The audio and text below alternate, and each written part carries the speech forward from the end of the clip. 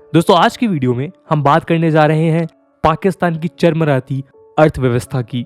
यूं तो पाकिस्तान हर समय भारत के साथ युद्ध करने की फिराक में रहता है और उससे जीतने की भी बड़े बड़े दावे करता है और सपने भी देखता है, लेकिन आज वहां की हालत देखकर ऐसा लगता है कि मानो वो भारत के हाथों नहीं बल्कि खुद अपने ही लीडर्स के हाथों हार चुका है। और ये दावा हम नहीं कर रहे हैं, बल्कि ये बात खुद उन्हीं के प्राइम मिनिस्टर ने अपने मुंह से कही है।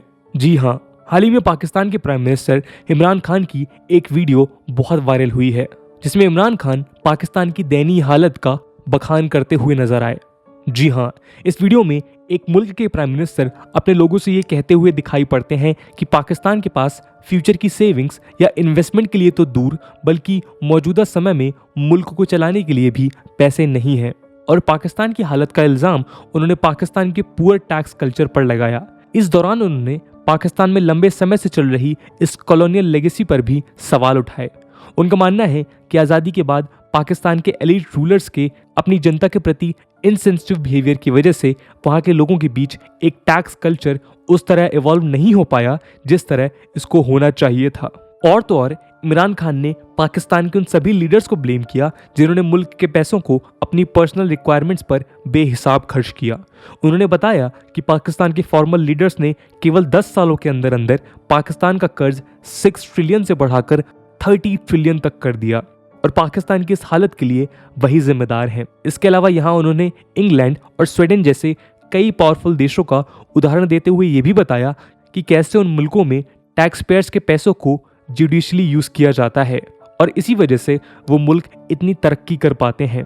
तो कुल मिलाकर उनकी बातों से ये समझ आ रहा था कि पाकिस्तान की सस्टेनेबिलिटी आज बहुत बड़े खतरे में है। तो चलिए शुरू करते हैं पाकिस्तान की प्रेजेंट इकोनॉमिक सिचुएशन का एक एनालिसिस।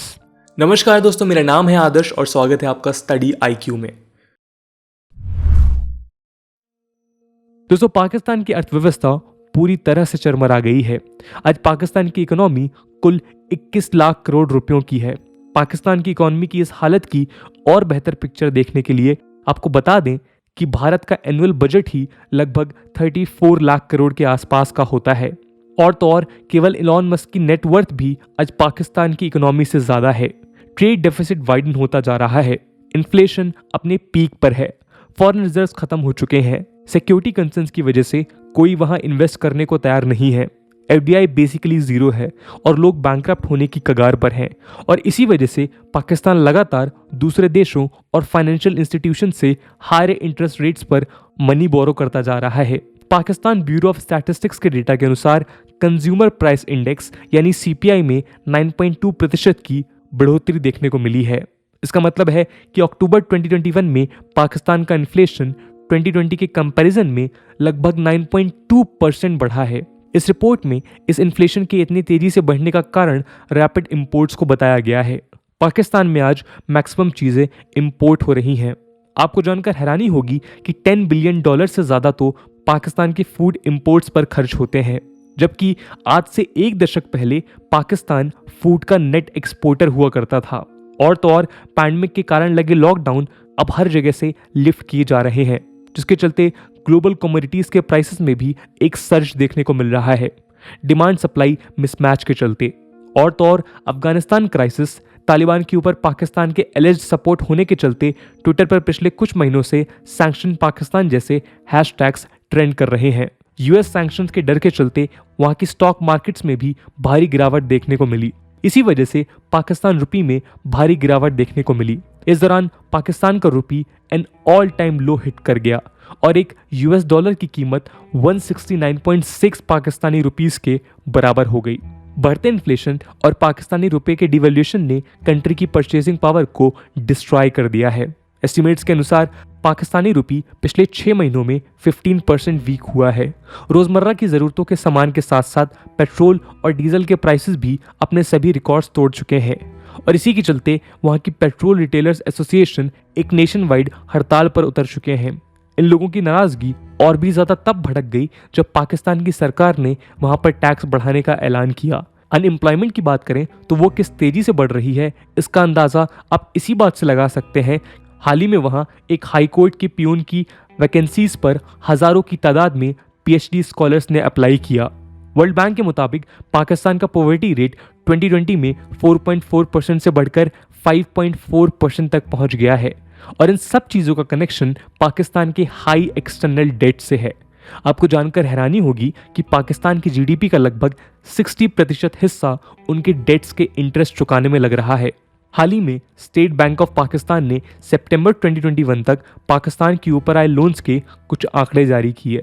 इसके मुताबिक पाकिस्तान के ऊपर आज 50 लाख करोड़ से भी ज़्यादा का कर्ज है।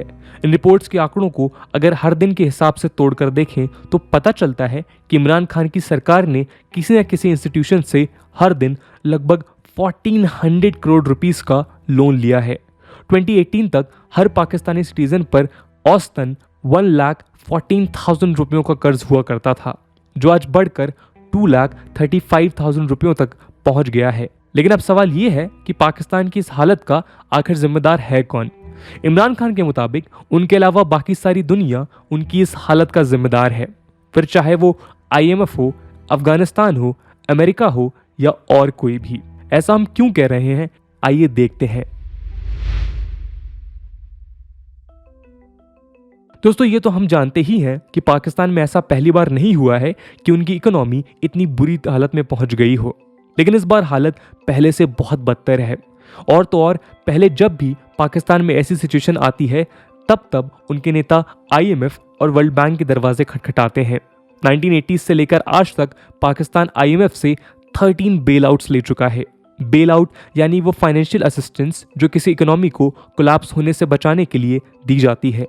2021 का लेटेस्ट बेल आउट पाकिस्तान का 13th बेल आउट था, लेकिन इसको सिक्योर करने में पाकिस्तान कामयाब नहीं हो पाया।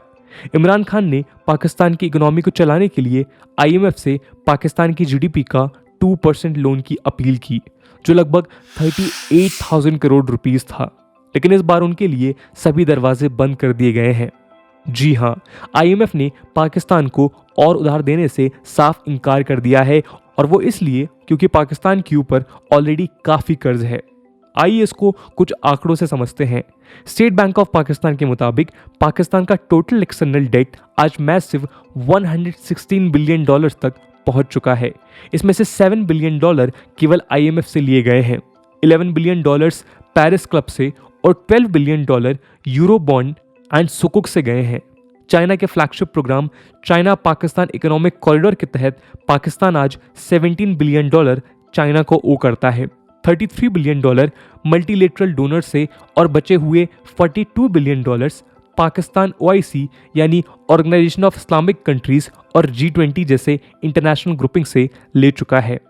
तो कुल मिलाकर पाकिस्तान आज पूरी दुनिया से कर्ज ले चुका है और अंत में हार कर वो अपनी इस हालत का जिम्मेदार भी इन्हीं लेंडर्स को ठहरा रहा है।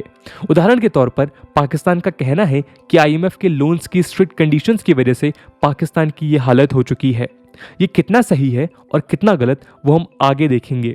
इसके अलावा जैसा कि आपने वीडियो की शुरुआत में ही देखा कि प्राइम मिनिस्टर इमरान खान पाकिस्तान की इकोनॉमी की इस हालत का जिम्मेदार प्रीवियस गवर्नमेंट्स को ठहरा रहे हैं। उन्होंने कहा कि 2008 से लेकर 2018 तक पाकिस्तान का एक्सटर्नल डेट 4 गुना बढ़ा है, लेकिन अगर फैक्ट्स एंड फिगर्स को देखें तो उनका ऐसा कहना बिल्कुल गलत है। 2017 में जब पाकिस्तान में नवाज शरीफ प्राइम मिनिस्टर के पद पर रहे, उस समय उनका एक्सटर्नल डेट $86 बिलियन था, लेकिन 2018 में जब इमरान खान पावर में आए तब ये डेट बढ़कर $93 बिलियन तक पहुंच गया। 2019 में ये डेट $100 बिलियन, 2020 में $110 बिलियन और नवंबर 2021 में ये $116 बिलियन को भी क्रॉस कर गया। यानी इमरान खान ने अपने 4 सालों के टेन्योर में $30 बिलियन का एक्स्ट्रा डेट पाकिस्तान के सर बांध दिया। हालांकि फरवरी 2020 में इमरान खान ने दावा किया कि उन्होंने अपने 2.5 ईयर्स के शासनकाल में पाकिस्तान ने लगभग $20 मिलियन का लोन अदा किया, लेकिन ये बात भी उतनी ही सच है कि इमरान खान के कार्यकाल के दौरान पाकिस्तान के ऊपर चढ़े कर्जों ने पिछले सारे रिकॉर्ड्स तोड़ दिए हैं। पाकिस्तान के इकोनॉमिस्ट और फाइनेंशियल एक्सपर्ट्स का कहना है कि ये इसलिए हुआ क्योंकि इमरान खान की गवर्नमेंट एक इंस्टीट्यूशन से लोन लेकर दूसरे इंस्टीट्यूशन का लोन उतारने में लगी रहती है, जैसे कि चाइना से लोन लेकर IMF को लोन चुकाना और फिर चाइना को लोन उतारने के लिए या तो सऊदी अरेबिया से और उधार लेना या फिर अपने क्रिटिकल इंफ्रास्ट्रक्चर चाइना को तोहफे के तौर पे दे देना। पाकिस्तान के स्ट्रेटेजिक एनालिस्ट बताते हैं कि पाकिस्तान की ग्रोथ हमेशा से एक बोरोड ग्रोथ रही है, कभी अमेरिका से, कभी सोवियत यूनियन से, कभी सऊदी से, तो कभी चाइना से। पाकिस्तान की इकोनॉमी हमेशा से ही फॉरेन लोन्स पर चलती आई है। एक्सपर्ट्स बताते हैं कि आज ये सारे सोर्सेज बंद होते दिख रहे हैं। इसके अलावा जियोपॉलिटिकल लेवल पर पाकिस्तान आइसोलेट होता जा रहा है। इसके दो कारण हैं। पहला तो उसका टेररिज्म को सपोर्ट करना और दूसरा इमरान खान का इस्लामोफोबिया के साथ डीप ऑब्सेशन। इसके अलावा पाकिस्तान अपने जीडीपी का एक मेजर चंक आर्म्स और एम्यूनिशन पर खर्च करता है। स्कॉलर्स का मानना है कि पाकिस्तान को ये लगता है कि उनकी स्ट्रेटेजिक लोकेशन की वजह से पाकिस्तान की मदद करना दुनिया की मजबूरी है, लेकिन ये एक मिसकंसेप्शन है। इसके अलावा पाकिस्तान की इंटरनल पॉलिटिकल सिचुएशन इससे भी ज़्यादा खराब है। टेररिज्म वाइड स्प्रेड है और पॉलिटिकल पोलराइजेशन अपने पीक पर है, जिसकी वजह से इकोनॉमिक रिकवरी पर कंसेंसस बनाना मुश्किल हो रहा है। वहाँ की इकोनॉमी प्राइमरीली एग्रीकल्चर बेस्ड है। इंडस्ट्रियल डेवलपमेंट बेसिकली जीरो है, जिसकी वजह से पाकिस्तान एक इंपोर्टिंग इकोनॉमी बन चुका है। लेकिन प्राइम मिनिस्टर इमरान खान का इसके लिए IMF को ब्लेम करना कितना ठीक है, आइए देखते हैं।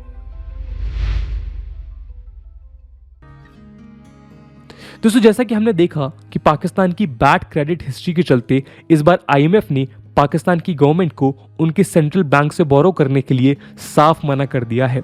एनालिस्ट कहते हैं कि IMF का पाकिस्तान के मैक्रो इकोनॉमिक फ्रेमवर्क से भरोसा उठ चुका है। पाकिस्तान को फर्दर लोन्स देना एक बहुत बड़ा रिस्क है। पाकिस्तान जब तक अपनी इकोनॉमी में स्ट्रक्चरल रिफॉर्म्स नहीं लाएगा तब तक ये रिस्क लाजमी है। एट प्रेजेंट भी पाकिस्तान इस तरह का कोई इंटेंट या कोई विजन शो नहीं कर रहा है, तो ऐसे में जाहिर है कि IMF उनको लोन्स पर लोन्स नहीं दे सकता है और इसी वजह से IMF ने पाकिस्तान पर काफ़ी स्ट्रिक्ट कंडीशंस इम्पोज की हैं, जिसके तहत वहाँ पर पेट्रोल, इलेक्ट्रिसिटी, गैस, फूड आदि सभी चीज़ों के प्राइसेस बढ़ा दिए गए हैं। एग्रेसिव रेवेन्यू कलेक्शन उनके पास एकमात्र ऑप्शन रह गया है। अब इस तरह वो IMF की कंडीशंस को पूरा कर पाएंगे या नहीं, ये तो आने वाला वक्त ही बताएगा। लेकिन जो भी हो, यहाँ एक बात तो तय है कि इंडिया को लेकर पाकिस्तानी एस्टैब्लिशमेंट के माइंडसेट में एक क्लियर शिफ्ट नजर आ रहा है। ऐसा लगता है कि मानो लेटली इमरान खान को ये बात अब समझ आ रही है कि पाकिस्तान की नेशनल सिक्योरिटी के लिए सबसे बड़ा थ्रेट इंडिया नहीं बल्कि उनकी खुद की इकोनॉमी है। ये बात उनके कैबिनेट मिनिस्टर फवाद चौधरी ने स्पष्ट शब्दों में कही है। India is no longer our number 1 enemy, now our enemies exist within Pakistan. ऐसा ही कुछ पाकिस्तान के chief of army staff general Qamar Bajwa ने पिछले साल हुई इस्लामाबाद समिट में हिंट की।